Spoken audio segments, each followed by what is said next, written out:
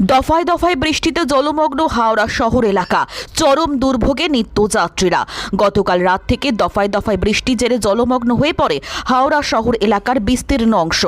বৃহস্পতিবার রাতভর বৃষ্টির জেরে শহরের বহু রাস্তাঘাট এবং বসতবাড়ির সামনে বা ভেতরে জল জমে যায়।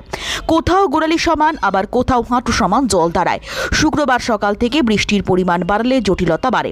অফিস টাইমে জমা জল পাড়িয়ে অফিসের উদ্দেশ্যে রওনা হতে হয় বাসিন্দাদের। অনেকের ঘরে জল ঢুকে যাওয়ায় অসুবিধায় পড়েছেন এলাকাবাসী। তবে হাওড়া পুরসভার প্রশাসক মণ্ডলীর চেয়ারম্যান সুজয় চক্রবর্তী জানিয়েছেন, অতিরিক্ত পাম্প চালু করে জল নামানোর চেষ্টা চলছে। বৃষ্টি থামলে পরিস্থিতির উন্নতি হবে বলে আশ্বাস দিয়েছেন তিনি।